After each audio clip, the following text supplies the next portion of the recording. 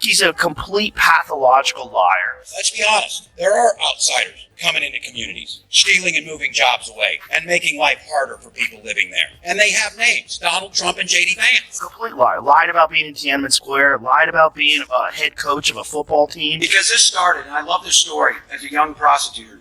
Kamala Harris talked about going in that courtroom for the first time. Pathological liars. People that are habitual liars. They just lie all the time about everything. Yeah. Oh, you didn't deploy for war. You didn't. Why are you saying you deployed at war? The weapons you used in war? No. You were in war. I plan on waking up on November 6th with Madam President. I want to be clear, you won't be waking up together. No, you weren't a head coach. You were the water boy. What the f*** are you talking about? I thought some of that was weird. It's just a lie. Walz says Democrats hate success. We as Democrats, we want people to pay their fair share, but why are we against people being successful like that? We can't be. Why are we against? We should talk about businesses. Not all businesses exploit their workers, and we get ourselves stuck in that. Oh, well, and Governor, I think we lose them. Get a room. Oh, wait, they weren't in a room. Vince. What a guy that was rooting against Tesla stock. Yeah, exactly. From the second Tim Walz stepped onto that stage, you could feel the energy shift, and not in his favor. Joe Rogan squinted like someone had just claimed kale was a solid source of protein. Greg Gutfeld leaned in with that familiar look he gets when he senses nonsense approaching. And Walz, wearing that classic "trust me, I've got this" smile, opened his mouth and immediately demonstrated that he absolutely did not have it. What followed wasn't a debate, it was a slow-motion unraveling. His points fell apart, his confidence cracked, and the only thing collapsing faster than his argument was his credibility. Yeah, he says he kicked and they're scared of him because he could fix a truck. They were threatened by his masculinity. I know how to fix a truck. So he said, do you? I bet you don't. The lady doth protest too much. I bet you don't. I fear. I bet if I bring a broken truck to you and a bag of tools. That was the... Meanwhile, Kamala's VP, Tim Walz, is being accused of lying about his rank, which is called stolen valor. But in Walz's defense in Minneapolis, stealing is... Rogan started things off with the tone of a man who has survived 3 hours of a conspiracy. Rogan opened like a man who's already endured 3 hours of a conspiracy theorist ranting about lizard people, equal parts weary and amused. He methodically flagged Walz's habit of recasting his life story every campaign, 1 minute a humble schoolteacher, the next a lone action hero who supposedly solved every Minnesota crisis with a whiteboard and a pep talk. Rogan didn't just raise an eyebrow, he tore the story apart, piece by piece, like a detective who'd cracked the case 5 minutes into the questioning. Continues to be criticized for embellishing his rank in service. After it came out over the weekend, he once claimed to be an official bikini inspector. Walz's direct superior in the National Guard says Walz knew his unit was about to deploy to Iraq and went behind the back of his superior officer to resign. When reached for comment, Walz yelled, "Hey, look over there!" and then ran away. Have you seen that? No. The video of him taking down the Minnesota flag and he replaced it with the new flag that looks a lot like the Somali flag. Minnesota's a huge population of Somalis in it. Wait a minute. So he gets the flag, picks it up, moves it out of the way, and replaces it. Look at this. There, that's better. Then Gutfeld jumped in with that signature smirk, the one that signals someone's public persona is about to get turned into a welcome mat. He went straight for Walz's pandemic record, which he treated like a gold mine of accidental comedy.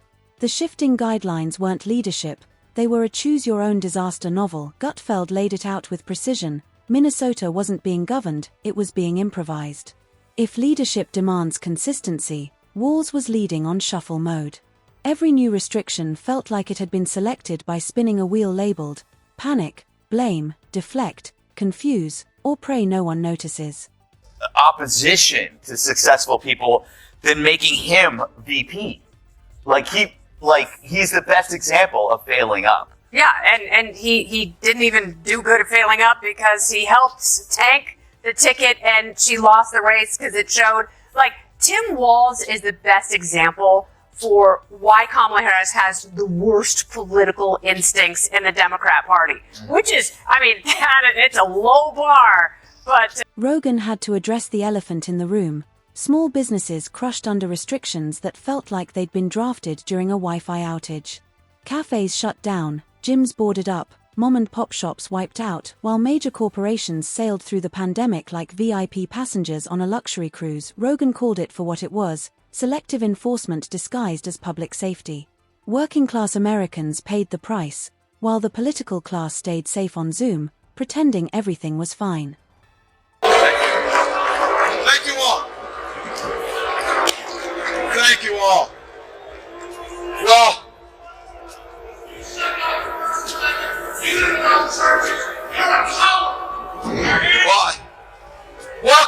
welcome to the Capitol. It's great that you're all. Sir, you're welcome to come. Let me finish. Let me finish and vote. The turning point came when Gutfeld replayed Walz's strange press conference performances, wide-eyed stares, half-finished sentences, and sudden detours from data into emotional monologues nobody had requested. Gutfeld joked that Walz looked like a man trying to defuse a bomb while someone kept handing him new wires, and the comparison was hard to argue with. Every day brought a new rule that contradicted the last, and Walz doubled down as if confusing the entire state was part of his re-election strategy. Fox News crowd is all bitching at me like crazy. Like, I'm loving it. That guy was almost the vice president of the United States. Elon Musk was crying last week. Tim is being mean to me.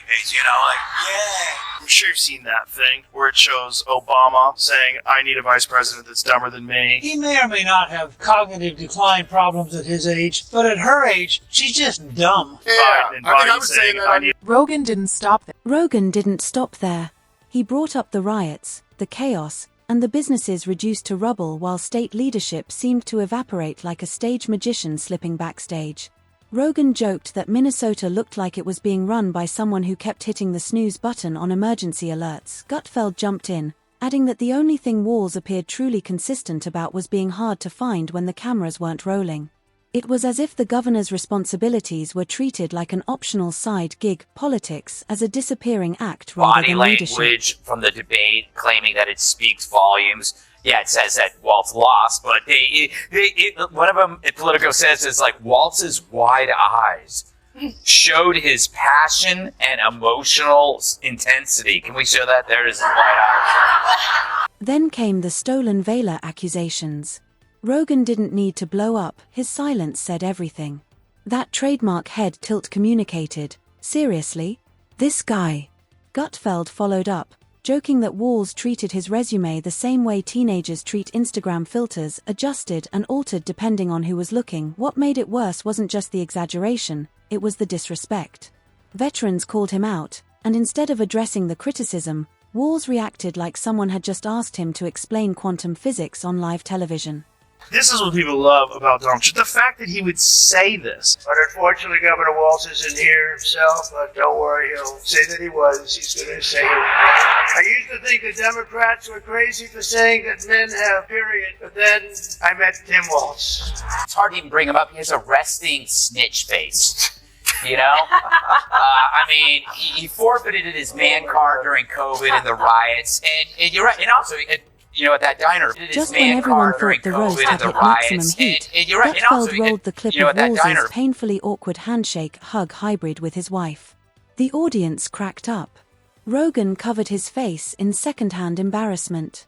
Gutfeld compared it to watching someone try to reboot a malfunctioning robot. The governor of Minnesota couldn't even greet his own spouse without looking like he was negotiating a hostage release.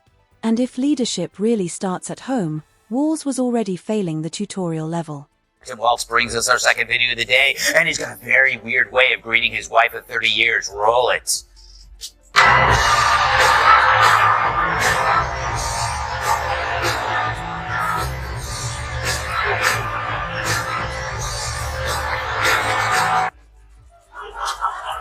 I want to see this in slow motion. You'll see Walz extends his hand to his wife. She grabs it. They shake. He pulls her close and then goes in for that non-friction hug, all the while still shaking her hand.